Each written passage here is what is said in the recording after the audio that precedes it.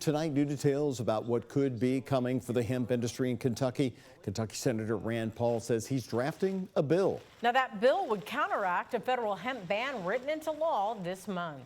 Paul's bill would give the power back to the states to regulate the hemp industry. Senator Paul says at least 95% of the hemp industry falls under these regulations. WHAS 11's Alexandra Goldberg has this new update. Hemp businesses across Kentucky are scrambling to figure out how they'll be able to conduct business with a federal hemp ban. But here in Carrollton, Kentucky, Victory Hemp Foods says that this ban isn't a speed bump to their operations. It all comes down to the products they sell. We do very different things than the rest of the industry. We just happen to share the root cannabis sativa family as our raw material. Step inside the Victory Hemp Foods manufacturing line. This is the stuff we sort out. And it's business as usual for Chad Rosen and his team. So this gets shipped off for chicken feed. Every hemp product they produce has undetectable levels of THC. For our world, you're not getting high. That means Victory Hemp Foods is safe from a federal ban on hemp products that slipped into a federal funding bill to reopen the government. There's zero intoxicants in them. They're just food ingredients. These snacks like the chocolate-covered pretzels.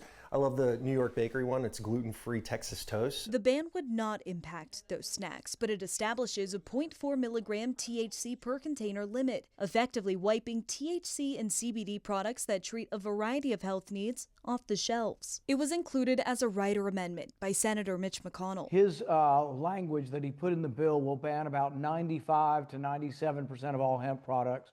We think it'll make the hemp industry disappear, including the farmers that grow this crop. So it's a disaster for a $25 billion industry. Senator Rand Paul said during an interview that he's spearheading a bill to give power back to the states. So the legislation I'm going to try to push now is to say that the McConnell language would not apply if a state already has made the decision to regulate the product. Rosen is pushing for regulations. The industry, from industrial hemp to the cannabinoid side, has been screaming for regulation to avoid this day, to avoid language like this coming out and putting their businesses at risk. Paul thinks Kentucky lawmakers have already done their job. They set up a regulatory framework. They did the heavy lifting of making sure that children can't get access to the products. Those regulations still allow Victory Hemp Foods to stock grocery store shelves. The final stage is that we go on to our milling at the end of the line. But Rosen wants to see the other side of the hemp business define themselves on the federal level. In Carrollton, Alexandra Goldberg, WHAS 11 on your side.